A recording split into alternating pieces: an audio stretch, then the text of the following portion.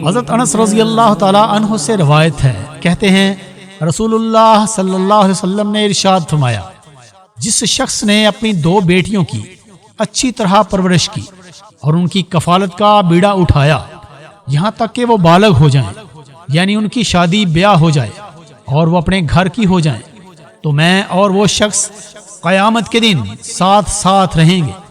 پھر آپ صلی اللہ علیہ وسلم نے اپنی 2 انگلیوں کو ملا کر کہا، بالکل اسی طرح جس طرح یہ میری دونوں انگلیاں آپس میں ایک دوسرے سے ملی ہوئی ہیں۔ حضرت عائشہ صدیقہ رضی اللہ تعالی عنہا سے یہ روایت ہے، کہتی ہیں ایک عورت میرے پاس اپنی 2 چھوٹی چھوٹی بچیوں کے ساتھ کھانے کی کوئی چیز مانگنے کے لیے آئی۔ اتفاق سے اس وقت گھر میں سوائے ایک کھجور کے کچھ اور نہ تھا۔ میں نے وہ کھجور اس کو دے دی۔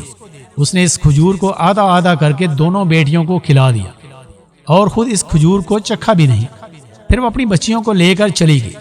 اس کے جانے کے معان یعنی فوراً بعد رسول اللہ صلی اللہ علیہ وسلم تشریف لائے۔ میں نے آپ صلی اللہ علیہ وسلم سے اس عورت کا پورا واقعہ بیان کیا۔ اس کے قصہ کو سن کر آپ صلی اللہ علیہ وسلم نے فرمایا، جو بھی ان بچیوں کے ساتھ آزمائش سے گزرے، فاقہ اور تنگ حالی کے دور میں بھی ان کے ساتھ اچھا برتاؤ کرے تو بچیاں اس کے لیے جہنم سے آڑ ثابت ہوں گی۔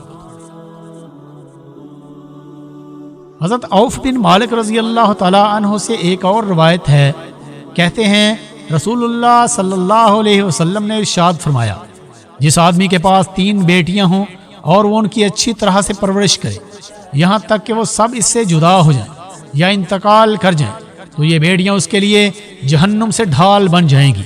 کسی عورت نے آپ سے پوچھا، اے اللہ کے رسول صلی اللہ علیہ وسلم، اگر 2 بیٹیاں ہوں تب بھی یہ فضیلت حاصل ہوگی؟ آپ صلی اللہ علیہ وسلم نے کہا، ہاں 2 ہوں تب بھی۔